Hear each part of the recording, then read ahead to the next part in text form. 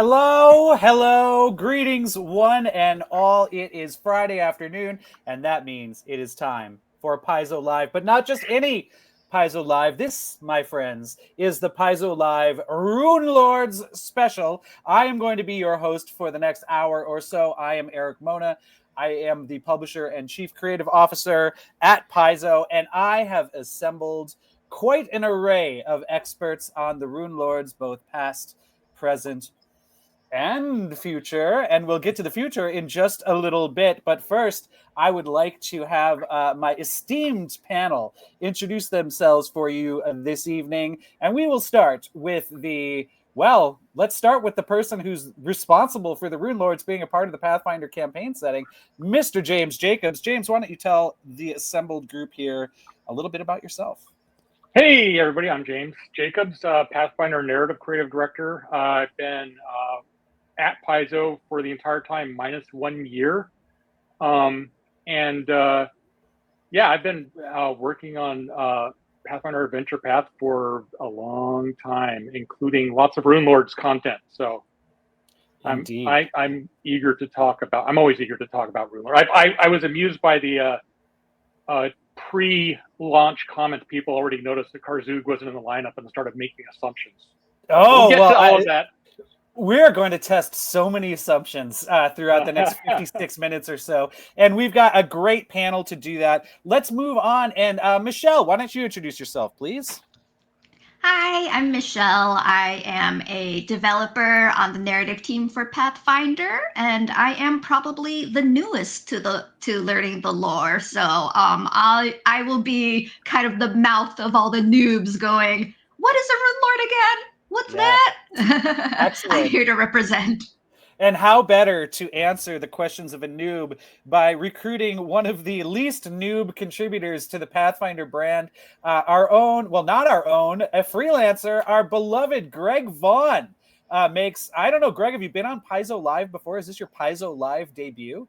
Yeah, I didn't know there was a Paizo Live. Nice. So that you couldn't be greener than that. So we have a noob to the Runelords in the form of Michelle, and we have a noob to the wonderful world of Paizo Live with Mr. Greg Vaughn. Why don't you tell the people a little bit about yourself, Greg? I am, I guess, a freelance writer emeritus is the best title I could come up with. What else? What did you say? Doctor of the World? Was that the title? Yes, wandering doctor of the world. Yes, the man. Freelance doctor of the world. Yeah. I wrote for the Runelords and some other stuff for Paizo over the years, and a little bit here and there. We were discussing right before we went live, for a long time, and maybe even still, Greg had contributed to more individual volumes of the Pathfinder Adventure Path than maybe any other writer. So we're honored to have you, Greg. Great to see you again on camera here. Greg's got lots of secret lore about the Runelords, and we'll be getting into that as we go deeper. But before we do that, let's introduce the last member of our panel. Bill, why don't you introduce yourself, please? Hi, I'm Bill Fisher, and I am a developer here on the narrative team at Paizo. I got here a few months before Michelle. So I definitely haven't been here as long as James, but I was reading Runelords stuff and Rise of the Runelords back when it first came out. So not a complete noob, but somewhere in the middle, maybe. Nice. And I think as we continue through the secrets that we'll reveal over the next hour, Bill and Michelle's presence on the panel will make even more sense. So they too have some secrets to reveal, my friends, and we will get there eventually. But before that, I imagine there are a person or two in the audience right now saying, Runelords? What's that? What's a Runelord? And by way of introduction, I would like to show off one of my most prized possessions. This is a copy of Pathfinder Adventure Path #1. It was released in July of 2007, which is 18 years ago, folks. And here is Pathfinder #1. In fact, this is a preview edition that was printed on the floor of Origins 2007, which is essentially right before it came out. So there's only about a half dozen of these in existence, but we printed thousands of the actual first volume, which was written by our very own James Jacobs. And James, I think over the years, Pathfinder #1 has been justly lauded as in many ways, the introduction of the Golarian campaign setting, at least within the context of the Adventure Path. Certainly, the introduction of Varicia from your own home campaign, and yes, the debut of what became a relatively beloved take on the humble goblin, which for so long, even today, is associated with Pathfinder. But I think it's also very important that Pathfinder #1 was the introduction of the Runelords. An important new gaming venture like Pathfinder needed important villains. And I would love to hear a little bit from you, the creator of Pathfinder. Who are the Runelords? What were they doing back in July of 2007? And how did they become such an important part of Pathfinder's history? So before we were doing Pathfinder stuff, we were doing Dragon and Dungeon magazine for another popular role-playing game. And some of you may have heard of it before. And when we moved away from those magazines, we wanted to keep doing what we loved doing and also keep doing what was making us money, which was Adventure Paths and producing tabletop role-playing content. And we knew we had a lot of momentum going from the magazine. So we wanted to hit the ground running 1 month after the last magazine, start up the entire thing all over again with a new format with the Pathfinder Adventure Path.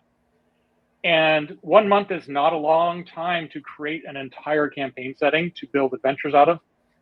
So I stole from my homebrew setting. A lot of the Runelords were originally villains in my homebrew. They were mostly necromancers back in that day, but I wanted to make them a little bit more varied for this thing. And we'd done some adventure paths before that, but they were always ones where you ended up fighting like super powerful gods and demon lords and more demon lords and stuff like that, which is fun. But people were kind of ready, it sounded like, just like, when are we going to do something just against something less outlandish, something more classic? And when we were starting at Pathfinder, we wanted to make sure everybody knew we're still doing classic fantasy. We're still doing, go into the dungeon and fight dragons and giants and goblins and stuff like that. And the evil wizard is one of those tropes that we never really did much with. And what's better than one evil wizard than 7 evil wizards? And 7, of course, I started going on this like mental with Wes Snyder and Erik and a few others, like 7 deadly sins, 7 colors of the rainbow, 7 this, that, and the other thing. And the Runelords kind of exploded into the setting right as a result of that. Most of the names, I think all of the names actually, are ones from my homebrew where there were evil villains that I kind of stole and brought forward because it's easier to use something you've been using for decades than to make it up on the spot. And I believe early on we didn't know if we were going to be around long doing this stuff, and we had to organize this special deal with the company's owner, Lisa, to like at least let us finish off this first adventure path. Let us do that. Yeah. I made Lisa promise that we would get through 6 volumes so that we would not be hounded to the end of our days about how Rise of the Runelords ended. And she said, well, it's a big risk, but we'll do 6. And James, how many have we done since then? The one I am working on the other window right now is number 221. So 221 months. So with the help of the folks in the chat and certainly some of the folks here on the panel, we made it. We made it past 6 volumes of Pathfinder, everyone. How exciting. How exciting. So Greg, you were one of our top contributors back in the Dungeon magazine era, and then this big transition happened to Pathfinder. Well, how did you kind of get pulled in? Because you contributed, which adventure did you do for the first adventure path? Do you remember? I did the Spires of Zin Shalast. Oh, so number 6, the big one.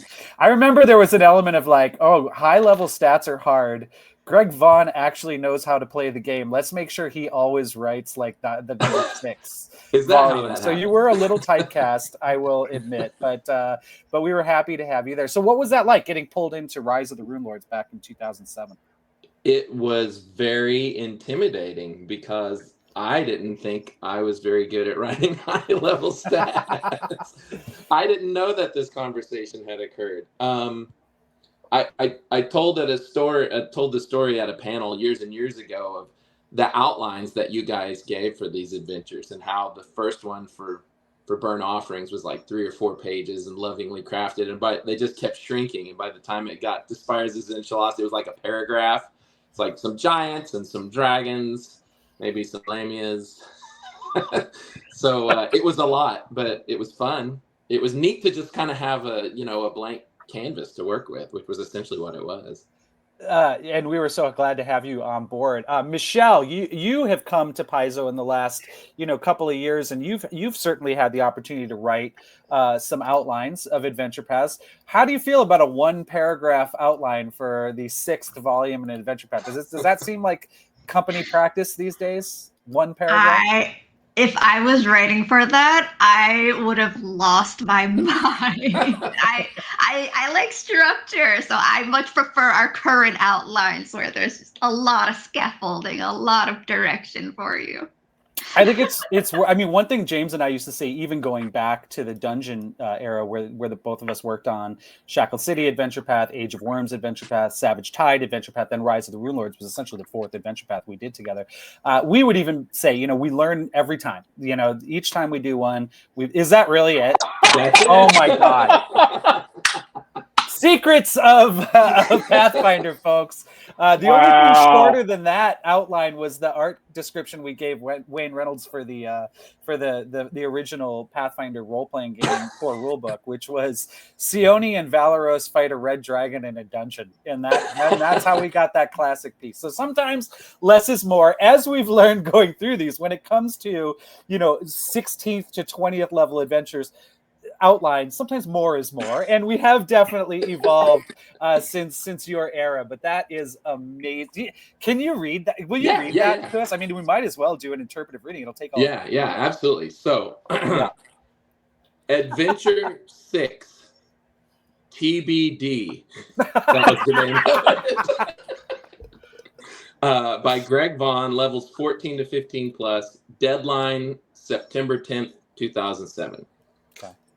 The PC's journey high into the mountains to the ancient ruined Thassalon city of Zinchalas to confront Karzug and his minions, which include huge lamias, many evil cloud giants, a few dragons, among other monsters. While Karzug still can't leave the boundaries of Zinchalas quite yet, he's still rebuilding his strength, he'll be able to do so soon if the PCs don't defeat him and his minions and then use their rune-empowered weapons to destroy the rune well. Full stop. That covers everything. Yeah, everything. I don't know what else you would need. You wrote a book based off of that? Not just a book, a very well-regarded book. It was that level of deep architecture and planning that really built the foundation that we've been able to essentially continue constructing for almost 20 years at this point. So, wow.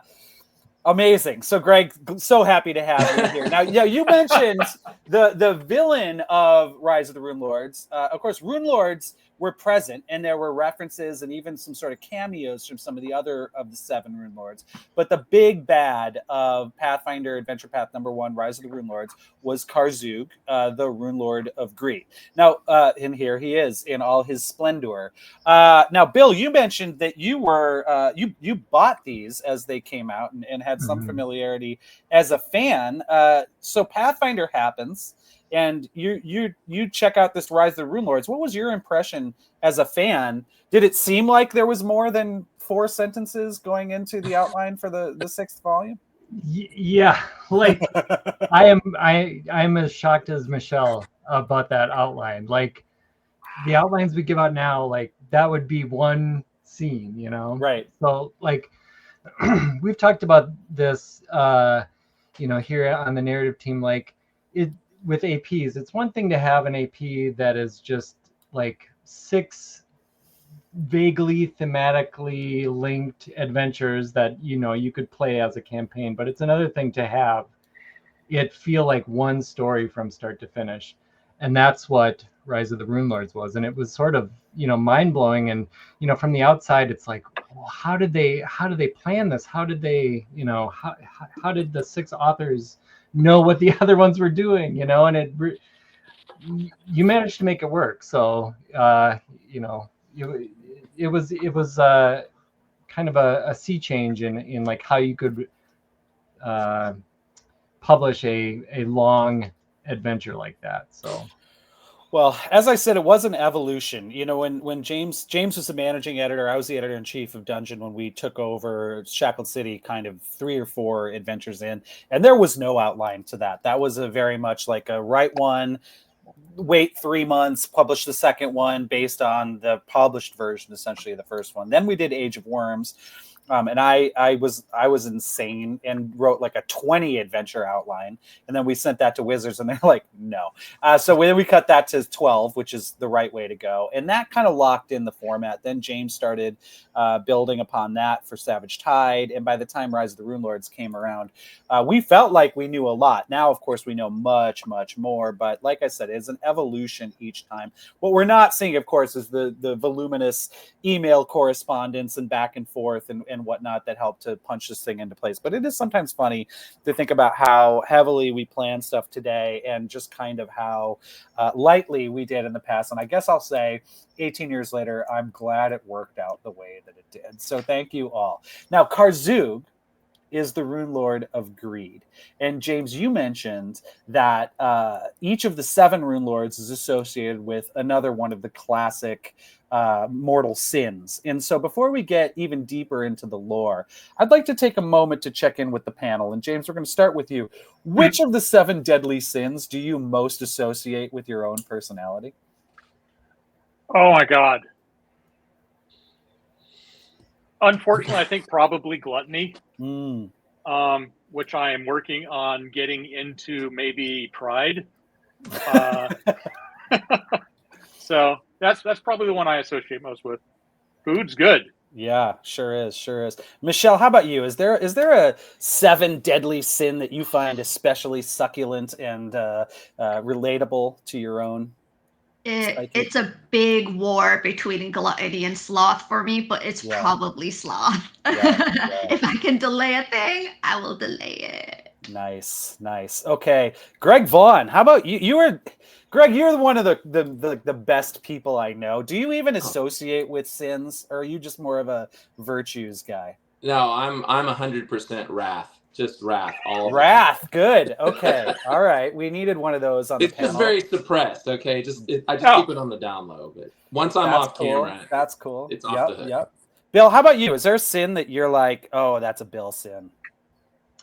Well, I will tell you what my favorite sin is. It's envy, and just because Belimarius is my favorite Rune Lord, just because like that idea of a bureaucracy that turns evil, you know, is that's the scariest sin to me anyway.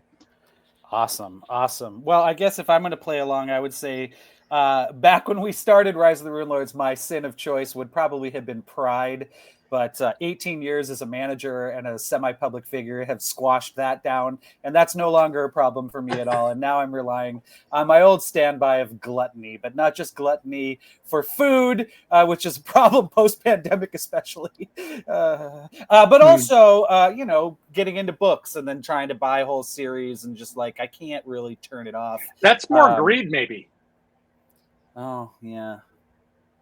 Can I actually kind of just try to shoot the moon and have all the sins? I'm a deeply flawed individual, as are we all. So thank you all for a moment of confession here, or pride, if you're prideful. Pride. That's interesting. Pride. Some of the images that our backstage producer Rue Dickey has been showing off have ostrich feather, or not ostrich, peacock feathers, which is associated with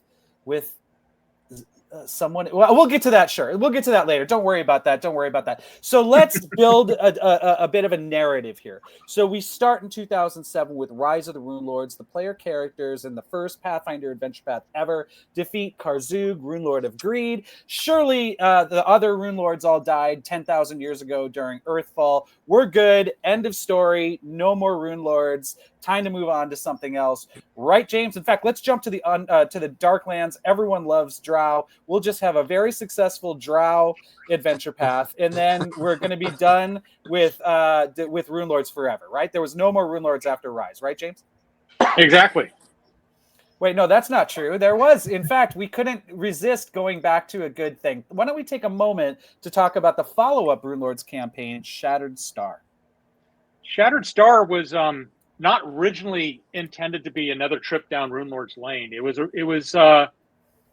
we were talking about what we're going to do for this adventure path, and we wanted to do something kind of back to basics, sort of the mega dungeon, make sure everything was dungeon centric, and the whole artifact chase where, where you go trying to build up the broken apart artifact, get all of the pieces gathered together. And one thing that always bothered me about those classics was you build the artifact, and the last encounter you finish building the artifact, so you never get to use it. So I think Lisa Stevens was the one that, I was talking about, we want to use something that we've already established as an artifact in our setting. And the Sihedron, the 7-pointed star that is the symbol of Thassalon and the Runelords, was something we'd already established. And Lisa Stevens mentioned, if it's broken up, we could call this one Shattered Star. And that's a pretty good title. So we went from there. I went to Greg and said, hey, you did all right on that last one. Want to do one at first level instead of 20th level or high level? And got him to work on that. So this one was not so much you're fighting the Runelords as much as going to all of their different locations from Thassalon, their old ruins, their old haunts, finding out hints about who they used to be and who they were. And this ancient land of Thassalon wasn't originally ruled by the 7 Runelords. The original ruler was a guy named Zin, and that's why all of their cities are named Zin Shalas, Zin Meridia, Zin Haruk, and all this stuff. And so Shattered Star was going to be the one where the player characters go to the top and get to find out what happened to first King Zin, the original founder of Thassalon. But mostly it was just a big excuse to do dungeon crawl after dungeon crawl after dungeon crawl, which turns out sell pretty good. Yeah, people like dungeon crawls. Who would have ever guessed? So we did Shattered Star. Rue, can you put that image up one more time? I want to point something out about that cover. So cover by Wayne Reynolds, of course, who has been such an important part of the Pathfinder brand since the very beginning. And this is a very interesting cover because featured on that cover is one of, I would say, probably the most recognizable, or became one of the most recognizable NPCs in the Pathfinder setting. That, of course, is Sheila Hydemark, the head of the Magnamar Pathfinder Lodge, who's had such an important role in Pathfinder Society, organized play, and in some other adventures. Pretty cool to see that evolve. I believe that the article that I wrote in Pathfinder #1, which was a field agent sending a letter to their boss, essentially, was a letter to Sheila Hydemark. So we're carrying on, we're developing and growing Pathfinder as a campaign setting. It's rooted in the first one. Now we're following up and adding a little bit of details, and that's really how we've been going about it all along this whole time. There's been additions that come and go, but Golarion is the same Golarion, and we continue to evolve, continue to refine, and continue to kind of go back when needed to add a little bit more color and flavor to things people are very curious about. And so with that in mind, we couldn't leave well enough alone. We'd done Rise of the Runelords. We did Shattered Star. Now it was time for an honest-to-God return of the Runelords. Not just more backstory on Zin, but let's actually get some more Runelords on board. And this is the first volume of Return of the Runelords, and that is Greg's favorite sin, Wrath, a Lasnist on the cover. Yes. And we're now starting to really develop the Runelords. James, why don't you talk a little bit about Return of the Runelords and how that fits in the evolution of these really important villains in the Pathfinder campaign setting? Yeah, this was we did Shattered Star, like you said, and we're talking about, people still were talking about Runelords and all that, and we're like, we got to give people the chance to fight all of the other Runelords. There's 6 other ones out there, and so that was the genesis for Return of the Runelords. We also, at the end of Rise of the Runelords Volume 6, we started putting these little sayings down at the very bottom of the legal text. And the first one we put was the Runelords will return. So that was, I sort of had a plan to do Return of the Runelords from the start almost. And I wanted to go with Wrath because Wrath, by this point, is the obvious, the evilest one, if you will. That isn't quite exactly right. But the idea was that there's 6 Runelords. These adventure paths have 6 volumes. Let's do one for each one of them and just go all the way through. And didn't quite perfectly work out like that. But that was the basic idea. I picked Elasmus as the main villain for this one. mostly because there's like, of the 7 Rune Lords, there's this hierarchy of the least powerful was Kroon, because he was the Rune Lord of Sloth, and he could just never be bothered to gain more power. And at the top is Xanargul, who is the Rune Lord of Pride. Pride is the sin that causes all the other sins to cascade out of it. And Karzug is right smack dab in the middle. And we chose that. We did that simply because we wanted to have like places to go to either direction. So choosing Elasmus, I went 1 up from Karzug, so that you're fighting somebody slightly more powerful than Elasmus. And that was pretty much it. From there, I just made a more robust outline. Got Adam Daigle, who's in the chat there, to kick it off with Secrets of Roderick Cove. Yeah. And then went back to Greg and said, "Hey, you going to write another high level one?" And, well, we'll get to Greg in just a second, but I don't want to jump over the observation that you just made, which is that the first volume of Return of the Runelords was written by our good friend Adam Daigle, who is now the director of narrative at Paizo. And so it's fun to look through these older adventures and see how our kind of crazy cast of castaways has continued to contribute throughout this whole period of time. So we've got lots of new voices coming in all along. Thank you, Bill. Thank you, Michelle. We're going to get to some of that very soon. But it's really neat to see how many members of the Paizo family, so to speak, have contributed to this Runelords story all along. And so that's a good transition into Greg. Now you get the call for the 3rd time. Runelords are back, baby. How did that go? Greg, James, tell us the secret skinny on that. Well, by that time I was kind of semi-retired. So James was pulling me back, just like the mob. I tried to get out, but he just pulled me back in, and he got me with Return of the Runelords, and I was like, okay, I'll do it. It was really hard to write. I did not have a lot of time, and I think I was probably 2 or 3 months over the deadline, which, now that I think about it, that might have been pretty normal for me anyway, perhaps. The outline's starting to get a little longer probably by this point, a little bit more professional. I wasn't prepared to talk about that one, so I didn't go and pull it. I could get my and find it. But it was the more traditional. It was probably 8 pages just for that one adventure.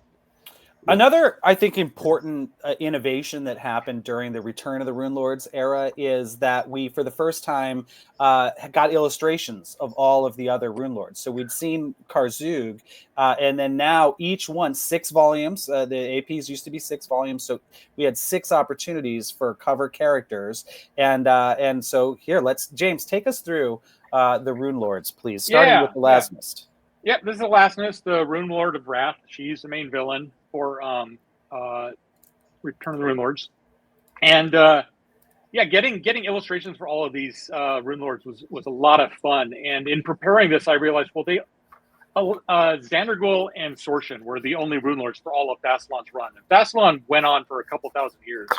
So as part of the prep for this one, I had to go through and basically name and figure out how long each of the previous Runelords ruled. So before these 7, I think there's maybe over 40 Runelords in all that have shown up, but we pretty much only focused on these 7. I started looking into some of the older Runelords and other Runelords along the ways. But so anyway, Elasmus. Next up, we've got who's the next one? We've got Kroon. He's the Rune Lord of Sloth. You can tell he's kind of just dopey looking.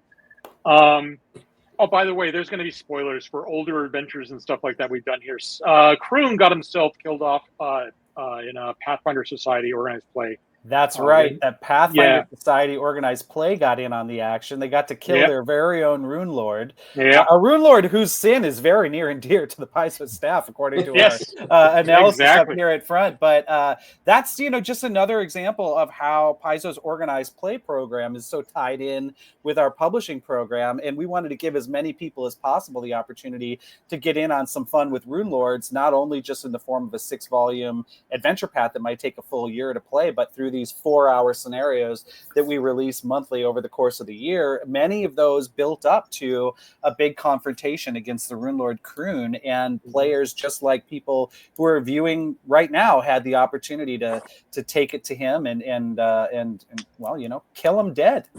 Yeah, and which was a challenge for this adventure path where I wanted the player characters to kind of clash against all of the Runelords. So for his story, it was basically somebody's trying to resurrect him with the scroll. And he's like the wimpy guy. You can just raise him from the dead or something like that. But that's still bad news because he's still 15th, 16th level. So yeah, even a less powerful Runelord is still a pretty epic challenge. Yeah. So who's up next? Zutha. Runelord of Gluttony. Zutha is the only undead Runelord. He's a lich, and not the classic sort of desiccated skeletal lich. We wanted to go with a more kind of corpulent gluttony in this version of the magic. Gluttony was like magic that you want to bring life into your body and just hoard all of the life and eat all the life, and that made sense for necromancy, which brings in and consumes life. I'd like to make a quick... Oh, sorry. Go ahead, James. Yeah. Go. Oh, that's all I was going to say. Well, I just wanted to make a quick observation. I've looked at this art like 100 times since we published it years ago.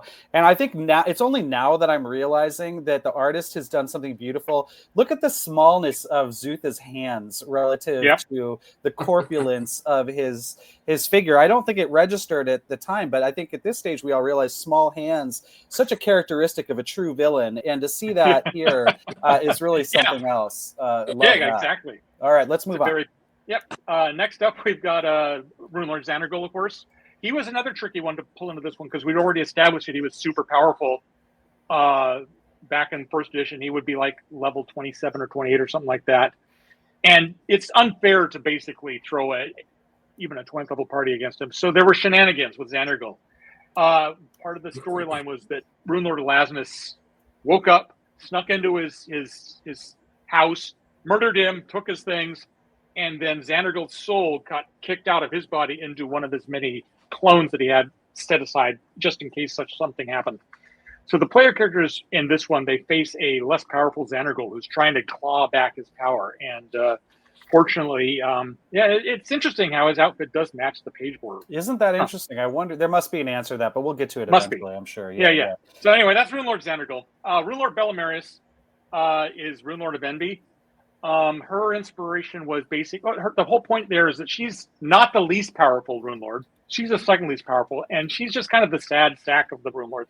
Everything kind of just barely doesn't go her way. She's the one that tried to make a rune well, didn't quite pull it off, etc.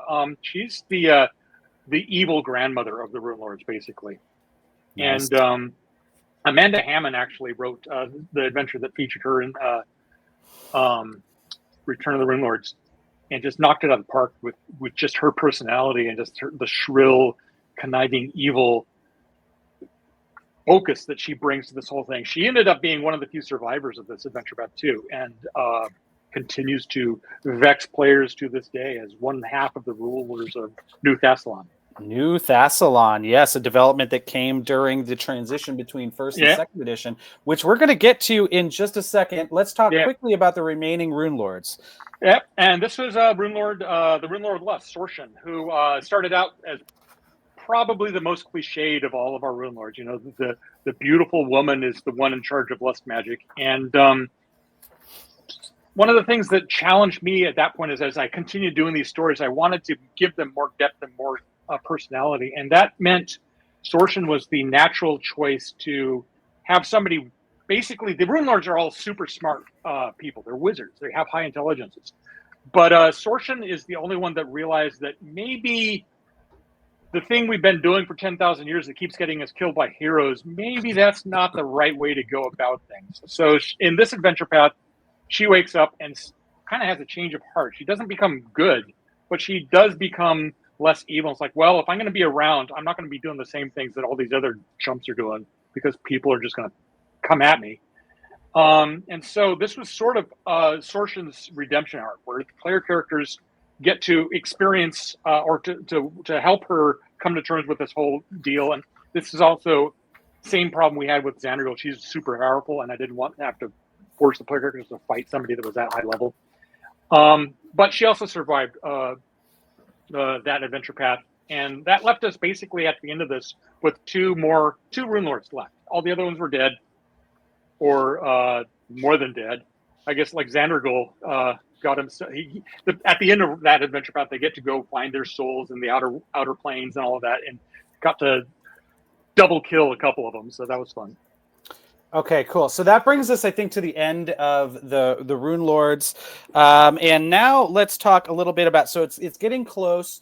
Second edition is upon us. We wanted to do a big to do for Pathfinder number 200.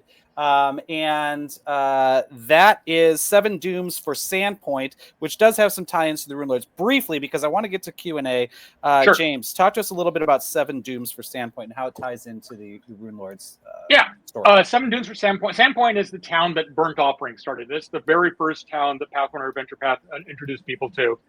And so it made sense to just wallow in the nostalgia of this whole thing and to go back to the place that it started it all and do another big dungeon where you crawl around and go back to town, help people, fight monsters. And there's these 7 Dooms. They're not associated with sins. They're not associated with the 7 colors of the rainbow. They're not associated with the 7 Runelords. But the number 7 is just this powerful number that always kind of comes back. And as I was writing this, I realized, well, I can't not do anything about Runelords. So this is where I introduced a new character, and this is starting to get into deeper, more recent spoiler territory. So I apologize if this spoils people too much, but players who play through 7 Dooms for Sandpoint discovered that there is a character who calls herself the 8th Runelord, a Runelord of vainglory, the sin of sort of like the sin of pride, but it's rather than in your accomplishments, it's just your obsession with your appearance and how the world sees you. And so there's a 8th Runelord that the player characters start to learn about. Her name is Lirilaroo, and she doesn't actually show up in 7 Dooms for Sandpoint, but there's a lot of new plot lines and stuff that this adventure path sets up. All right, so we are now into the 200s volumes of Pathfinder. Surely the Runelords have either been pacified as good guy leaders of New Thassalon, or their business is completely done. They have no more ways to vex the people of Golarion. And I guess thanks everybody for tuning into the stream. Thanks to my there is more. The Runelords. You cannot keep a good villain down. And folks, the secret of the panel is that we are here to announce an upcoming adventure path for October, November, and December of 2025, sorry. And that, of course, is going to be The Revenge of the Runelords! Woo! Yay! The Runelords are coming back for revenge! James, give us a quick take on it, and then we have 2 of the 3 authors. Michelle and Bill are authors of Revenge of the Runelords Volume 1 and 2, and I want to get their specifics in a minute. But first, James, give us a quick outline of what's going to happen come October with Revenge of the Runelords. First of all, I'm glad we finally announced this, because people watching the stream may have seen me stumble a couple times when I said Return of the Runelords. I almost said Revenge of the Runelords a couple of times. I think I did say it at a PaizoCon 2 years ago accidentally. But yeah, this has been on my to-do list for a long time as well. And Revenge of the Runelords, it's a 3-part adventure path. It's high level. It's for mythic characters. So it's a high level mythic character adventure path. Starts at 12th level, which folks will realize if you play through 7 Dooms for Sandpoint, you can go right from the end of that where your characters are 12th level and continue on in Revenge of the Runelords. And part of the problem with using some of these Runelords, like Sorshan and Xanargol, is that they're mythic characters, and it's unfair to have players who aren't mythic, face them. So, again, we're getting into a little bit of spoiler territory here. But the reason why you've been seeing those peacock feathers all around is the big bad of Revenge of the Runelords is the Runelord who wants the most revenge of them all.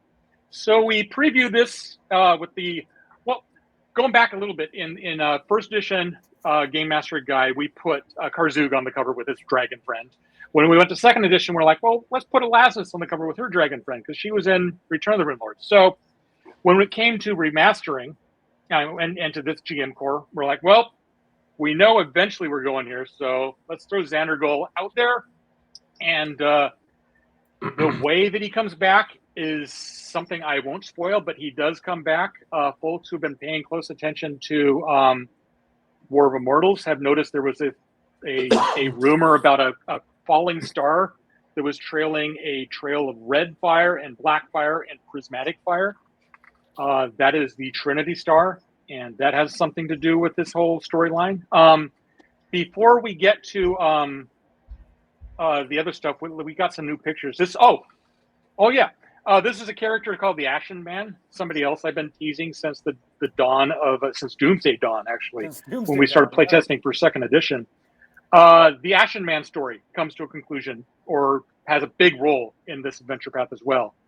So he's the cover character for the first volume, and then we've got covers for all 3 adventures coming up, and we will show them off. Folks might be able to see. There's the cover to the first adventure. Wow. Where the player characters are fighting a Mirage Dragon with somebody writing it. This is Lord of the Trinity Star is this adventure. This is written by Michelle. Awesome. This is the second adventure written by Bill. This is called Crypt of Runes. And that may be a rune giant in there smashing nice people. To see with a rune giant back in Pathfinder. There's a lot of rune giant action going on in this one. Yes. So that's the second adventure. And the third adventure is called Into the Apocalypse Archive. And that's the player characters doing something with the Elephant of Jandalay. So some spoilers, but I figured it was okay to show this stuff off because these are on the covers. Everybody's going to be seeing like Mirage Dragons and Rune Giants and Elephants doing their thing. So I think now is a good time to mention that the entire Runelords saga has played out in the context of our monthly Adventure Path volume since July of 2007. And Revenge of the Runelords will continue in that format in October, November, and December of this year. If you out there want to make sure that you do not miss a single volume of the Revenge of the Runelords, the best way to do that is to go to Paizo.com and set up a subscription. You will get a copy of the book. You will get a free PDF of that book as well. And there's no chance of missing out if you can't find it on a store shelf or something like that. So please do consider subscribing to Pathfinder Adventure Path. It is the subscriptions that allow us to continue to publish this stuff on a monthly basis. We couldn't do it without you. So please check out Paizo.com subscriptions and set up a subscription for the Pathfinder Adventure Path. All right, let's shift over to Michelle and Michelle's special guest, the cat, to talk about the first volume of the Revenge of the Runelords coming out in October, Lord of the Trinity Star. Is that what we're calling it, James? Yep. Yes. Michelle, tell us about Lord of the Trinity Star. Yes. Lord of the Trinity Star is where Sortion has invited the PCs and all sorts of great heroes all across the world to come and witness a celebration of opening their city to other people and being more open and welcoming and trying to create more bonds with everyone outside of them. But PCs stumble in onto some hinky stuff going on. Turns out there's Trinity Star fell and people seem to be worshiping it. People are digging into old Runelord related places where they really shouldn't, and just causing a ruckus that they really need your help to get rid of. Awesome. So building for the what level is the adventure? If I recall, it starts at level 12. Okay, yep. Level 12. 12 to 14. And this campaign, based on some of the stuff James said, this utilizes some of the mythic rules from... Yes. Yeah. To set that up real quick, in second edition, the low-level mythic stuff is your mythic calling. The high-level stuff is your mythic destiny. Right before this, we're doing a low-level one with myth speakers. And this one comes out right after. It focuses on the high-level mythic content. So it'll definitely have a lot of support for that stuff. We're going to be including some new mythic destinies in here that are more closely tied into the storyline of the Runelords. And yeah. And if you played Seven Dooms, you're going to find some fun tie-ins on how you become a mythic character and get your own. So, Michelle, you get to kick off the first volume of the first Runelords themed multi-part adventure path in several years. You have a little bit of a unique perspective among this assembly in that, you were not inculcated into the cult of the Trinity Star, so to speak, Yeah. going back to 2007. How did you go about creating an adventure or developing an adventure, writing an adventure that is so tied into the history of Pathfinder, but yet maybe some of those new players who haven't read 16 volumes of previous Pathfinder adventure path, how do you kind of create an on-ramp for those characters so that those players so that they understand the gravitas of the Runelords without necessarily having that encyclopedic knowledge of past experience? What was that like? Yeah, that's an amazing question. I think it's really key to be as accessible as possible to new players and players who aren't as invested and interested in the lore, so that everyone can enjoy, even if they don't know everything. And so for me, I feel like it was kind of easy because I also didn't know a lot. So I was learning a lot of the deeper lore as I was going, and so trying to put it in, not to explain, not like a Wikipedia page, but trying to explain like, hey, there is this history connected to this. And of course, we have little sidebars and things like that saying, you can look this up in a previous adventure as well. And we have a lot of NPCs who have deeper connections. We're actually going to be seeing, I believe, Ayava is how you say it. Yep. But she came up in the old Magnamar setting book, and she's going to be here as an ally to the PCs, showing them around, preaching Nocticula, having a great time. All right, cool. So some old friends, some good entry points for new players. So it kind of covers the gamut. No matter what your Runelord experience is, there should be something for you in that first adventure. And then we transition from adventure number 1 into adventure number 2. And Bill Fisher, you wrote adventure number 2. So why don't you tell us a little bit about the second volume of Revenge of the Runelords? The second volume is called Crypt of Runes. And by this time, the PCs know that Zandergul is back and is up to something, but they don't know exactly what he's up to and how to stop him. So they do a lot of hopping around Galarian, going to old places that we've seen from previous adventure paths, and collecting artifacts of the Runelords, artifacts, lowercase a, James, relics, of the pieces of history that of the related to the Runelords, and piecing together what Zandergul is up to, and then eventually heading to the Dreamlands to get some unlikely allies free to help them on their quest. So, and somewhere in the middle, they save Galarian, or at least the Saga land, Low stakes from being completely destroyed in between doing all of that. So this is a mythic adventure. So the PCs are super busy. It's kind of fun because over the years, we do try to vary up the plots and the threats that come with these adventure paths. Not all adventure paths cover the entire stretch of levels. And so, the Save the World adventure path is one that we try to kind of keep off to the side as long as we can. But when you're in mythic territory and when you're fighting the Runelords, folks, there's going to be some world saving in this adventure path. And speaking of unusual worlds, let's bring Greg Vaughn back into this conversation. Greg, we pulled you back for Return of the Runelords. Trust me, everyone, Greg has more important work to be doing than contributing to Pathfinder as a doctor and as a world traveler. But we got him back. And you wrote something for this as well, I believe, about the other world of Lang. Can you talk to us a little bit about your contribution to Revenge of the Runelords, Greg? It's very small for starters. It's just a revisit of Ling. James asked me if I would write it, which was nice because I wrote the Pathfinder first edition visit to Ling, for a Richard Pett adventure. The adventure itself wasn't very good, but the article about me that's in that book is excellent. So basically, I just, in the great writer tradition, I just reused all my old notes and turned it in and figured nobody would notice, and just let James clean it up and make it pretty. I want to establish an important note here. A lot of people know I'm into the mythos, horror, and all of that stuff. I am not the one who first introduced that stuff in the game. Wolf Bauer is the one that brought the Hounds of Tyndalus into it in the fourth adventure. And Greg, you're the one that brought Lang in for the first time in Spires of Zinchalas. And I was delighted and went all in. So thank you for doing that. There's a reason I keep coming back to you to do the Lang stuff. Well, so Greg, I hope it turned out.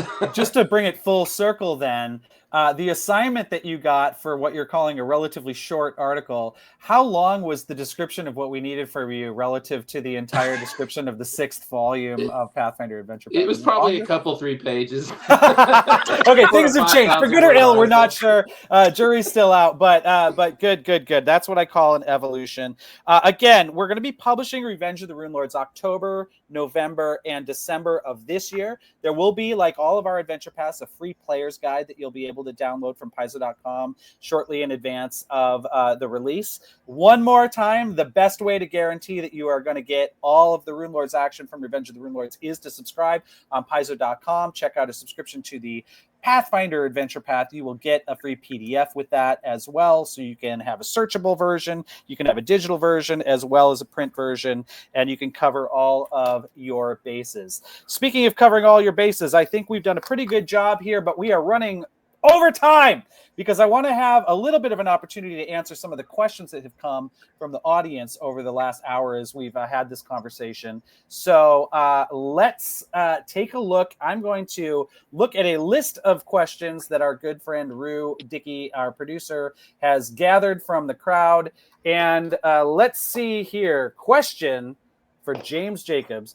Please tell me that with Xandergil's return, considering what happened to his soul in Return of the Runelords, will the Bound Prince, the Oina Demon, be connected in any way? Why don't we start with a deep lore, highly spoilerific question that goes right up against the edge of things that we included in the game that referred to perhaps a predecessor game.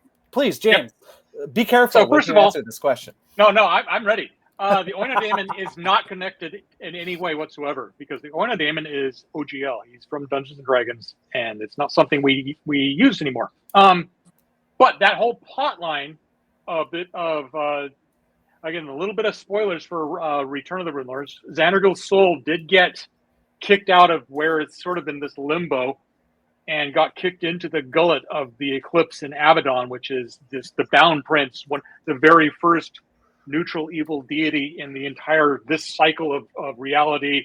It's hard whoever to come that back may be. That. Whoever that may be. Yeah. That is hard to come back from.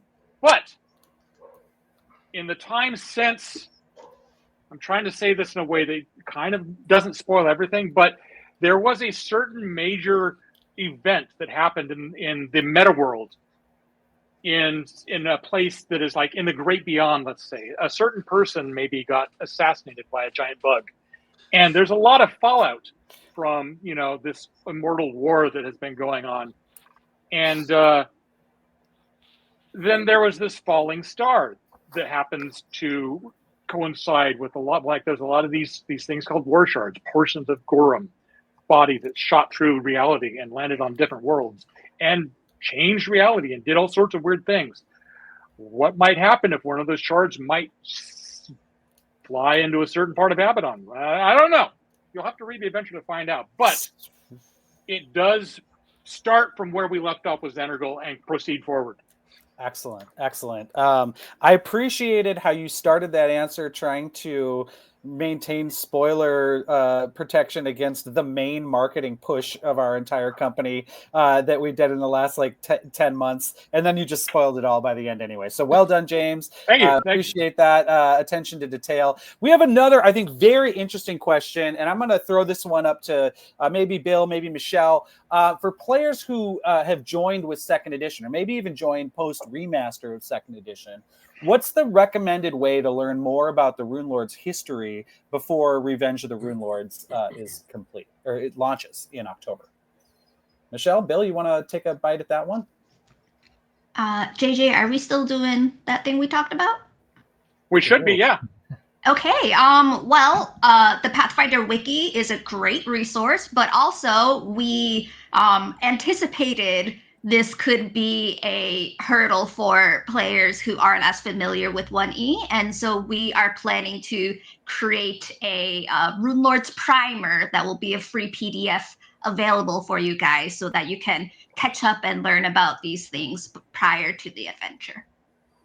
Whether or not that's its own thing or part of the Revenge of the Runelords Player's Guide, we haven't quite worked out yet, but for sure that's something that Erik in particular has told us, like, we need to make sure people, licensors, people who aren't, haven't been doing this for 20 so many years. Yeah, like literally people who aren't like the 5 of us who have been doing it Hey, all time. Yeah, I told you guys, I'm representing the noobs. That's right. Thank you. No, we couldn't do it without you.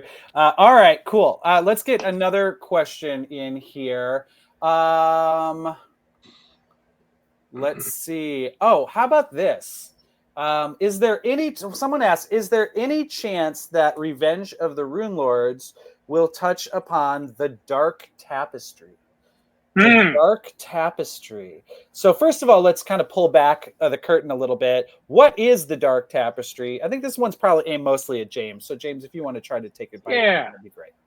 The Dark Tapestry is the dark places between the stars. It's deep space. It's the place where movies like Alien, Event Horizon, Planet of the Vampires, these creepy space horror movies take place. It's where a lot of our alien invaders come from. There will not be a significant element of Dark Tapestry stuff going on in Revenge of the Runelords.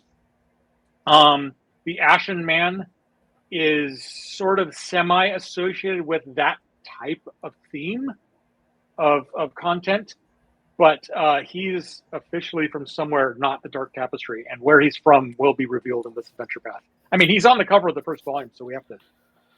Okay, so really the answer is not a lot of Dark Tapestry stuff in Revenge of the Runelords. Surely that means that fans of the Dark Tapestry will be starved forever and will never have additional content. Is that also true?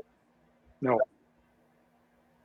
Are you a fan of the Dark Tapestry? Is that why you're raising your hand? Or do you I have a question. I have a question about the Ashen Man. Oh, good. Let's hear it. I'm struggling to remember. Is he the guy that was introduced in the Strange Eons adventure path?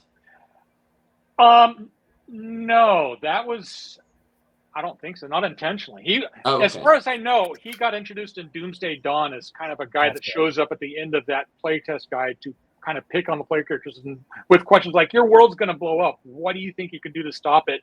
Why do you think you deserve to stop it? I'm just going to sit back and watch your stuff burn. Okay. And then the player characters step in to do something about it. There might be, I mean, thematically, he's kind of some of the similar stuff going on. There's a guy in the Strange Eons who was sort of like that, and I can't remember. It's been a while. I thought maybe. Indeed, it has been a while. The number of shadowy, mysterious NPCs in Pathfinder, we could do a whole Legion of Doom team up between all of them, and maybe there'd even be a Runelord or two in there. A question from the audience is, might we ever see a novel featuring Runelords? As many folks know, Paizo has gotten back into the novel business. We released the novel God's Reign by Leanne Merciel to tie into our War of Immortals event earlier, I guess last year. And we've got more novels to come. And I sure would like to see a novel that features the Runelords in some way. We have nothing to announce, but keep your eyes on the calendar and we shall see. That is something that people have requested, sort of adaptations of some of Pathfinder's most famous adventures. And I would say Rise of the Runelords in the running for Paizo's most famous adventures. So doing something around the Runelords in fiction form, I think is more likely than not. Stay tuned to upcoming Paizo lives, for give it a little bit. But there will maybe be news along those lines as we approach other very important milestones in the relatively near future, always looking for cool opportunities to fictionalize some of the important events in the world of Golarion. Let us see what else have we got in terms of questions. I'm going to maybe take one or two more. You know what, Bill? I'm going to send this one to you. This is, as stated, a high-level mythic adventure path. How does high-level mythic play, as represented in Revenge of the Runelords, differ from some of the lower-level mythic play that James was talking about, which will feature in the Myth Speakers adventure path immediately preceding this, which, by the way, I should mention just briefly, is based on Greek mythology and is set in the land of Iblidos, which is in Casmeron. It's about as far off the map as we've gone for quite some time in the Pathfinder adventure path. So Myth Speakers, self-contained story. You could play Revenge of the Runelords with the same characters if you wanted, but that's kind of the low end of the level spectrum for Mythic. What kind of opportunities as a writer did you have playing with some of the higher level Mythic stuff in your volume of Revenge of the Runelords? Mm-hmm. Well, I mean, the rules, the Mythic rules are the same. You know, they don't change. You get more options and things like that. But the stakes are bigger, as we talked about. Like, you are saving the world on a regular basis. One thing we tried to do was put as many opportunities to get mythic points to refresh your mythic pool as possible, which was not hard because everything that the PCs are doing is pretty incredible and amazing. So, and just writing it, like, you know, I really had to get my mind around the idea, like, all bets are off. You can be as big and as wild as you imagine. Like, you know, the Oliphant shows up. You know, like, it's a big part of the story, but like crazy things like that are happening all the time. So awesome. So the rules really help to kind of play to the scale of the challenges and enemies that we're fighting here. And all right. One quick question. A lot of folks probably are aware, and if you're not, you should be aware because it's pretty interesting. We published rules to actually play a Runelord character updated in the Rival Academy's Lost Omens book that released fairly recently. People have been really enjoying that. What if I've got a Runelord character from Rival Academies and I play that character in Revenge of the Runelords? Will I have some opportunities for some extra juicy role play and things based on that? Well, obviously, you will have some juicy roleplay opportunities because you are following along these traditions established by the actual Runelords that you're facing off against. So, yes, there will that character option is going to be a shoo-in for something that you want to do here. There may be a specific new Mythic Destiny that is a pretty solid pick for you. That if you are wanting to go that route, that may have something to do with you might be reincarnated from a dead Runelord or something along those lines, or maybe their soul is stuck inside you or something like that. So for sure, we're not going to be expanding on the actual crunch options for that archetype. Right. It's just brand new in Rival Academy. So yeah. You haven't had a chance to actually play with it in a game yet necessarily anyway. So, but definitely the flavor is spot on. And there are some characters that we've associated with that new tradition of Runelordery will be out and about in this adventure path as well. All right, cool. Well, that is very, very exciting. Once again, at the risk of repeating myself, I will remind folks that the best way to make sure that you get every volume of the Revenge of the Runelords adventure path is to subscribe on Paizo.com. That'll set you up with a free PDF and really help to continue a nice, stable basis of support that allows us to continue making adventure paths for another 200 volumes, we hope. And who knows how many times the wily Runelords will show their face again. By way of farewell, I'd like to go through each of my panelists in turn. I would like to hear what you are most excited about Revenge of the Runelords, or just the idea of the Runelords returning in general. And I think, Bill, we'll start with you. What gets you stoked about Revenge of the Runelords more than anything else? The thing that struck me when I read the outline was not only are the Runelords back, they're back more than ever. There's not just 7 anymore. So. Ooh, interesting. Okay, so our cups runneth over with extra sin and extra villains. I'm sure there's more to be told about that, but let's not go into that. Michelle, what are you most excited about when it comes to Revenge of the Runelords? I think just seeing the high level mythic, like, insanity that is happening. The scale is just so bonkers. Like, you think you've saved the world before, bro. Just wait and see. So I'm super excited to see just how, like, I've only seen 5 books so far, so I'm so excited to see how my fellow authors have just made everything wild. Like, before we were Fast and Furious, we're at Fast X now. Right. We're going to space. That's right. Right. It's getting weird. Yep. It's getting weird. Yeah, Yep. It's like Jason X. We're in space now. And who knows? We've left Manhattan and Camp Crystal Lake way behind. And now we're getting weird with it.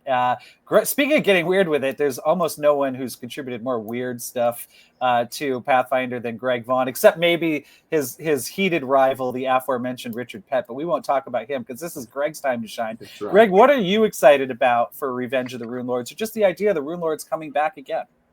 Yeah, I mean, I got to be honest. When I wrote that article for James, he did not tell me it was for Revenge of the Runelords. So I didn't know about that until this live stream. So I'm pretty excited.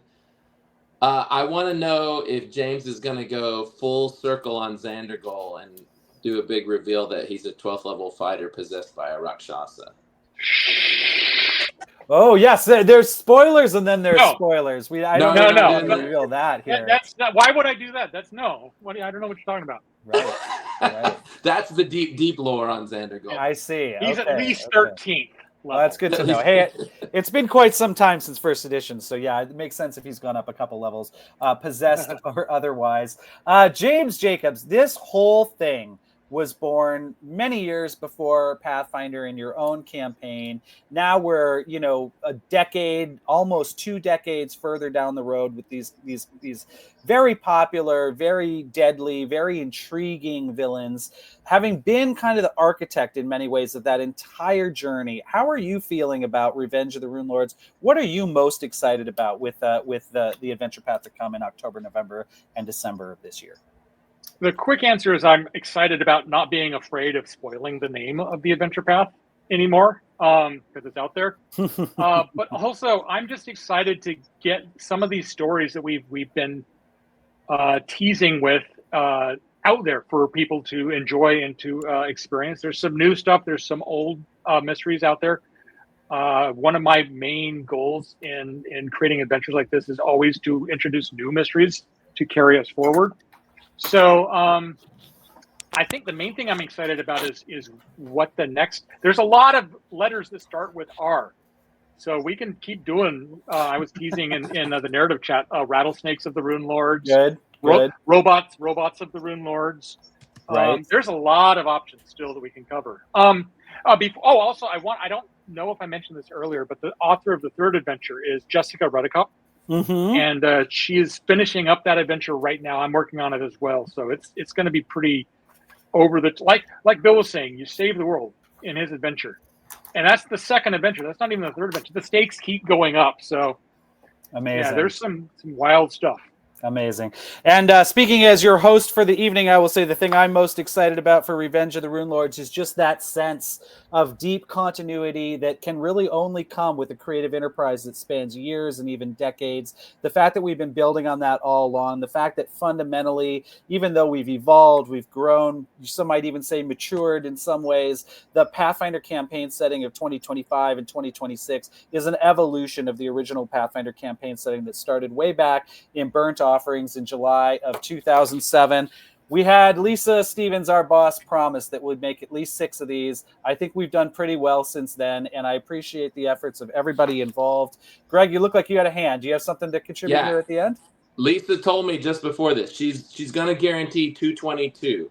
Oh, good. Okay, good. So we're good through 222 at the very least, and we'll be even stronger with your help in the audience, checking out this stuff, supporting us, buying it from your friendly local game store, subscribing on Paizo.com, playing it, talking about it, asking questions, getting excited about the Runelords. We will have more information about Revenge of the Runelords at PaizoCon in late May. We will talk more about it at Gen Con in August. We are riding the Runelord train for quite some time, and far into the future, one hopes as well. You can't keep a good villain down, and it's even harder to keep 7 of them down, or even more than 7 if that's the case with this new adventure path. I guess we'll find out together. Come back next time on Paizo Live. We'll have all kinds of new reveals, new insight from members of the Paizo staff and our brilliant freelancer contributors.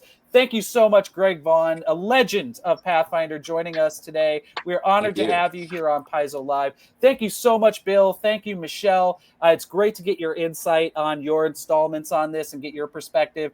James, as always, the architect of the adventure path and of the Runelords. Great to have you open your brain and share all this exciting stuff about Revenge of the Runelords. Once more, coming your way, October, November, December of this year. For all of us here at Paizo and for everyone in the wider Paizo community, thank you for giving us your time here this Friday on Paizo Live. We couldn't do it without you.